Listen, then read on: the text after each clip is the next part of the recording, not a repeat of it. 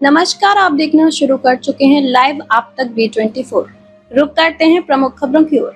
आज AIMIM के राष्ट्रीय अध्यक्ष असदुद्दीन ओवैसी का काफिला अररिया के धरती पर जोकीहाट पहुंचे, जहां पर विधानसभा प्रत्याशी मुर्शीद आलम ने अपने कुफलों के साथ असदुद्दीन ओवैसी का स्वागत किया। वहीं जोकीहाट की जनता ने इस बार नया चेहरा मुर्शीद आलम को वोट करने के लिए तैयार किया है, क्योंकि आज का जनता का जमावड़ा से पता चलता है कि इस बार भी असदुद्दीन ओवैसी का झंडा जो कहता विधानसभा में लहरेगा। वहीं असदुद्दीन ओवैसी ने कहा कि हम मुसलमानों को अपने आप को बचाते हैं और सही फैसला करेंगे, वोट सही जगह पर डालेंगे, ताकि एक सही शख्स चुनकर अगर आप आगे भेजेंगे तो आपका भलाई, आपके क्षेत्र का भलाई होगा। वहीं प्रदेश अध्यक्ष अख्तरुल ईमान ने भी जनता को संबोधित करते हुए कहा कि आप अपना वोट सही पार्टी और सही व्यक्ति को दें जो आपका रहनुमा बने और आपकी भलाई के बारे में सोचे।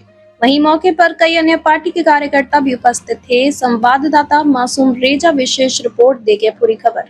क्योंकि एक तरह से जो विश्वास है लोकतंत्र में, उस विश्वास का कहीं न कहीं खत्म हुआ। यकीनन है कि लोगों ने यहाँ पर राजद के खिलाफ और NDA के खिलाफ वोट डाला था। वोट डाला था, MIM को डाला था, सीमांचल के हकमारी के खिलाफ डाला था, मजलूमों की आवाज बनाने के लिए डाला था। तो फिर ये इसको छोड़कर दूसरों के पास चले गए, लेकिन इसने धोखा दिया, दगा की, गद्दारी की।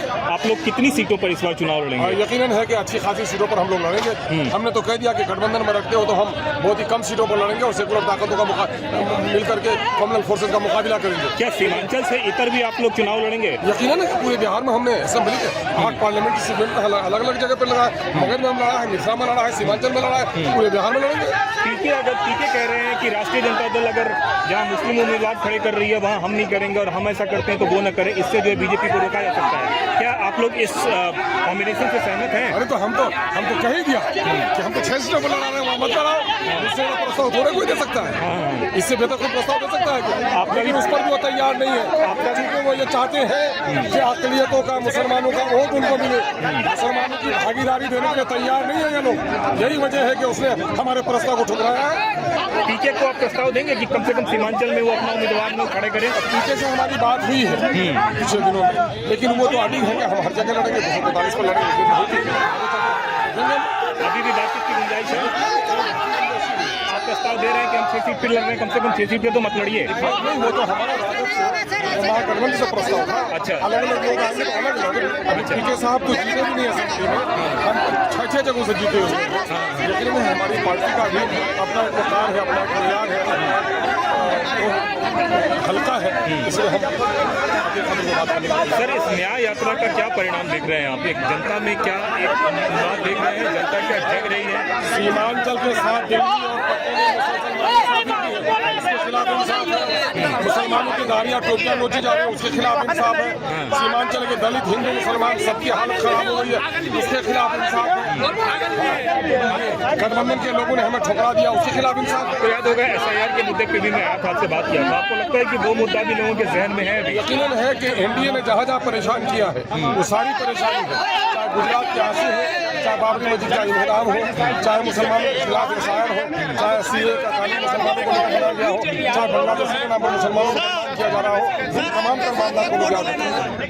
एक बात आई लव मोहम्मद का भी कैंपेन चल रहा है, उसको लेकर क्या कहते हैं? आई लव मोहम्मद तो मेरी जिंदगी का हिस्सा है, उसके बगैर मेरी जिंदगी नहीं है। अपनी जान से ज्यादा मोहम्मद से मोहब्बत करता है कोई, कभी मुसलमान हो सकता है। हम मुसलमान हैं और सही हमको हिंदुस्तानी दस्तूर ने, आइन ने हक दिया है। आप जो कि आज विधानसभा में आए सर, जो कि आज विधानसभा में आए,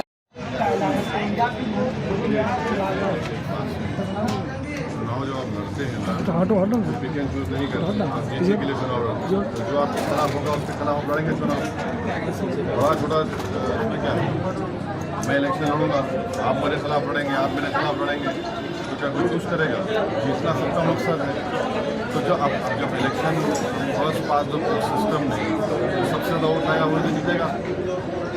आइडियोलॉजिकली हर एतबार से हम RSS को अपोज करते हैं और करते रहेंगे, मगर जो सेक्युलर लिबादा पहनकर अरे भाई लोग आप RSS जो है भाई क्या कहेंगे? सर आप जो मंच से बार बार घुसपैठी और बांग्लादेशी की आप कैमरा पीछे करना, पीछे जो है भाई ओवैसी साहब जो है आप बांग्लादेशियों और घुसपैठियों को बचाने के लिए बात सुनिए तो क्या बात कर रहे हैं, झूठ पे झूठ बोले जा रहे हैं। बीजेपी और उनका कैसेट बजा रहे हैं। 65 लाख नाम इसमें निकाल दिए इलेक्शन कमीशन ने। कोई घुसपैठी था उसमें, एक घुसपैठी बैठ के दिल्ली में जिसको बांग्लादेश की जनता ने लात मार के निकाल दिया, उसको भेजा दिया और बांग्लादेश। अरे इनको हाथ नहीं करना, बोलो हाथ बहुत मारते हैं। राहुल गांधी भी वही कर रहे हैं सर, जो बात आप कर रहे हैं क्या वो भी यही कर रहे हैं कि जिस जमहूरियत की और जिस तानाशाह की हो भारतीय जनता पार्टी की सरकार ने घटेला, चाहे वो 370 का मामला हो या वक्त संशोधन का, जो आपकी भाषा की वही भाषा राहुल गांधी की है।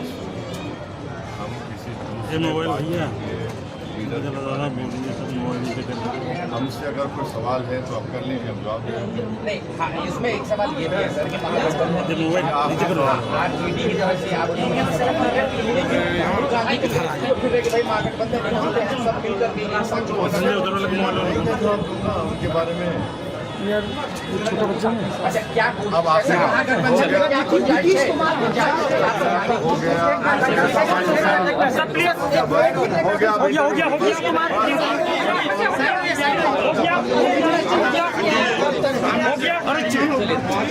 गया।